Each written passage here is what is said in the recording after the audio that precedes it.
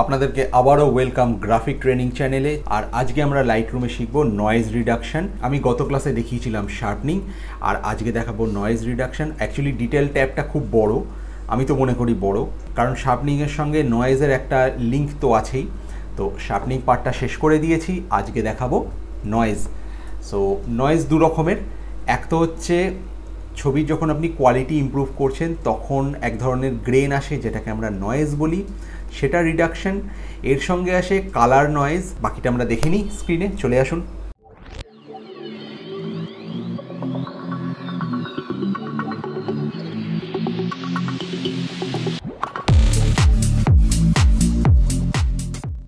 ছবিটা already edited একটা ছবি, আমি ইন্টারনেট থেকেই ডাউনলোড করে রেখেছি।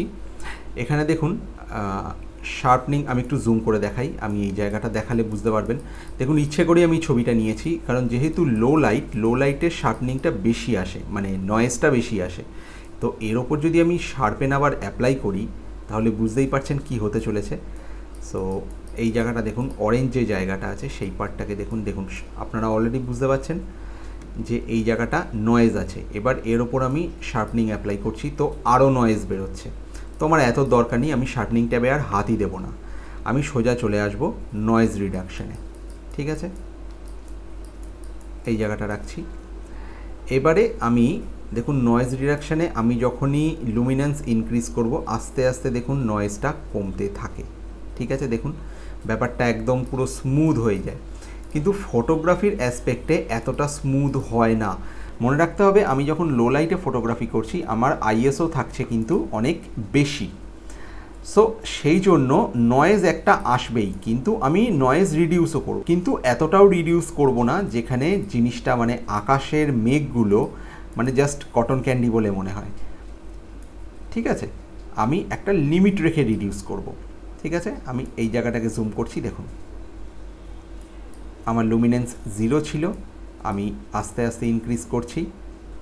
ঠিক আছে, আচ্ছা এখানেও আপনি অল্ট প্রেস করে যদি ড্র্যাগ করেন জিনিসটা ব্ল্যাক অ্যান্ড হোয়াইট হয়ে যায়। ব্ল্যাক অ্যান্ড হোয়াইট থেকে আপনি সেক্ষেত্রে বুঝে বুঝে করতেই পারেন, যে জায়গাটা হাইলাইট হচ্ছে, কোন জায়গাটা শ্যাডো আছে, সেটা আপনি ব্ল্যাক অ্যান্ড হোয়াইট থেকে চেক করে করতে পারেন।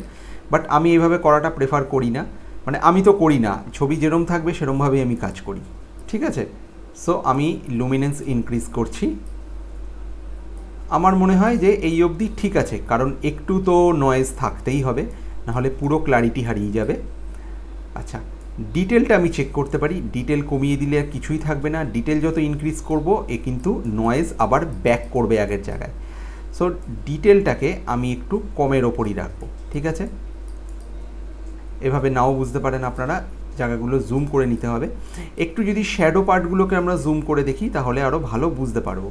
দেখুন ডিটেল ইনক্রিজ করব তো গ্রেন বেরোবে। বেস্ট হচ্ছে আমি স্কাই পার্টটাকে জুম করে করি। দেখুন এই জায়গাটা আমি একটু কমিয়ে নিচ্ছি, মানে জুমটা। ঠিক আছে, এরকম রাখছি। তো ডিটেল কি হচ্ছে, আমি ডিটেলটাকে বেশি ইনক্রিজ করছি না। দেখুন এটা আমি যত বাড়াবো তত স্মুথ হতে থাকে। এরকম হয় না, এরকম মানে পেন্টিং টাইপ হয় না, একটা লিমিট রেখে করতে হবে।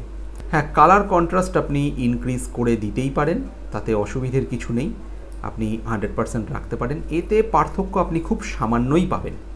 ঠিক আছে, আমি কালার নিয়ে মানে কন্ট্রাস্টটা নিয়ে অত মাথা ঘামাচ্ছি না। আচ্ছা, এর নিচে আসছে কালার, ডিটেল আর স্মুথনেস। আপনি কালার ইনক্রিজ করতেই পারেন, এটা কিন্তু মাথায় রাখতে হবে এটা আপনার ছবির ওভারঅল কালার নয়, এটা নয়েজের কালার। নয়েজের মধ্যে একটা কালার থাকে, আপনি যদি এটাকে ভালো করে জুম করে দেখেন আপনি বুঝতে পারবেন। ঠিক আছে, আমি জুম করে নিলাম একটু।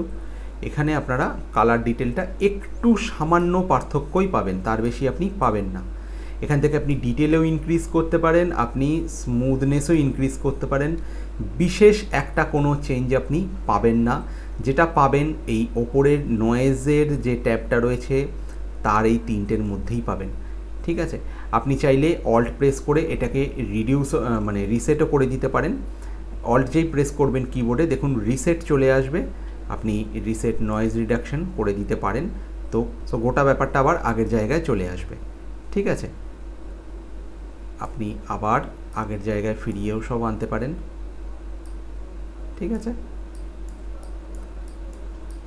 আচ্ছা, এই ছবির ক্ষেত্রে আপনি কালার নয়েজটা বিশেষ একটা পাবেন না, কারণ এটা অলরেডি একটা প্রসেস ছবি। তাও আমার মনে হয় আপনি খুব সামান্য হলেও বুঝতে পারবেন। আমি এই জায়গাটাকে জুম করে দেখাচ্ছি। দেখুন, আমি যখনই এটাকে ইনক্রিজ করছি, ভালো করে এজেসগুলো, এই জায়গাগুলো খেয়াল করুন।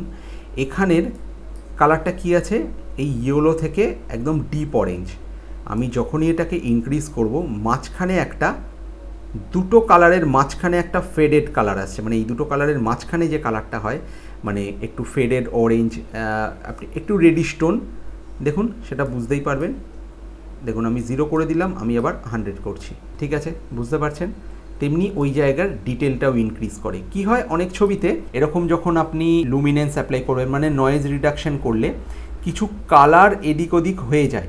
লো কোয়ালিটির কোনো ফোন থেকে যদি ফটো ক্যাপচার করেন, তাহলে দেখবেন যে কিছু কালার্স অন্য কালারের ওপর উঠে যায়।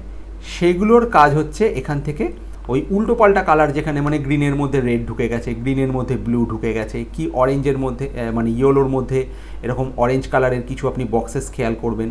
দেখুন খুব একটা পার্থক্য তো বোঝা যায় না, এটা জুম করেই বুঝতে হয়। কিন্তু যদি এটা কাজটা করেন, তাহলে আপনার ছবির কোয়ালিটি খুব ইমপ্রুভ করবে। সো ইগনোর কোনো জিনিসটাকেই করবেন না। আমি এই জন্যই নয়েজ রিডাকশনটা আলাদাভাবে আজকে দেখাচ্ছি। সো আপনি যখন আপনার ফটো প্রসেস করবেন, আপনি আপনার টেস্ট বুঝেই করবেন। আফটার অল ফটোর মালিক আপনি, ঠিক আছে? সো আজকের ক্লাসটা আমি এখানেই শেষ করছি। যদি আমার এই ভিডিওটা থেকে আপনি নতুন কিছু শিখে থাকেন, অবশ্যই আমি একটা সাবস্ক্রাইব এক্সপেক্ট করতেই পারি, যদিও এটা জাস্ট একটা ফর্ম্যালিটিস। কিন্তু লাইক এবং যা কিছু বুঝতে পারবেন না, সেটার জন্য আমি একটা কমেন্ট তো এক্সপেক্ট করতেই পারি। থ্যাংক ইউ, দেখা হচ্ছে নেক্সট ক্লাসে।